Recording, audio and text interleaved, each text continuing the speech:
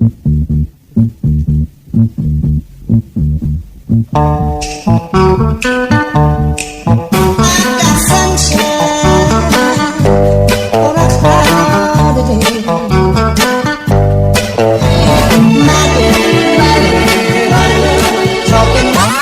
е така. Пее се My Girl, което на английски означава моето момиче. Ама нали бяхме решили, че ни трябва песен за деня на майката? Да, но то си е My Girl. Да си чувал за авторски права? Ти пък все си мислиш, че само ти знаеш. Умник. Какво каза? Я повтори. Май спомена името ти по особен начин. Така ли?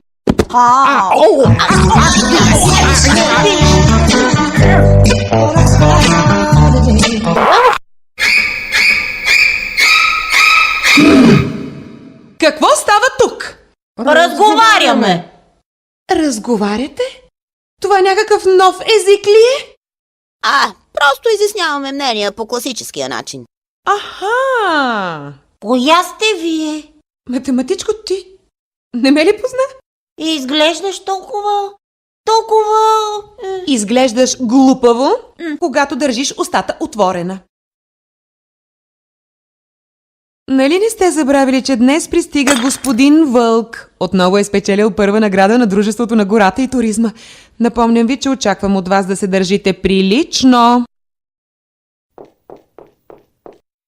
Облачко е изчезнал. Никъде не мога да го открия. Какво? Как така какво? Толкова много ли искам от вас? Трябва бързо да го намерим. Ами кому се е случило нещо лошо? Да! Добре ли чух? Не! Поне се престорете на възпитани деца. Къде отивате? Отиваме да репетираме добро поведение.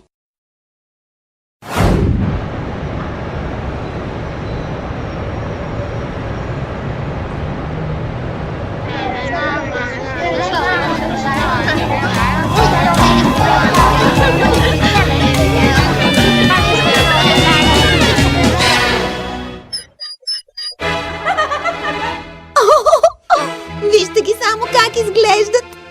Какво им става на всички? Не знам, но сега това не е важно. Облачко е изчезнал.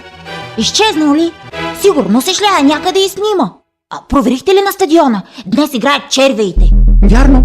Предлагам да се разделим. С Александра и младши ще отидем на стадиона. Грамотевичко, рейнджър, шампиона, търсете в дворовете и гаражите. Всеки милиметър площ е от значение.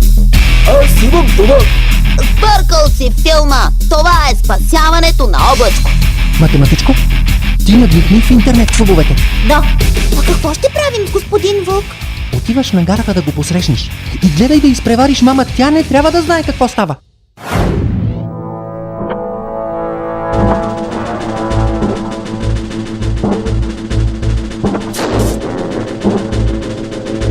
Чакайте. Да хапна сладолет.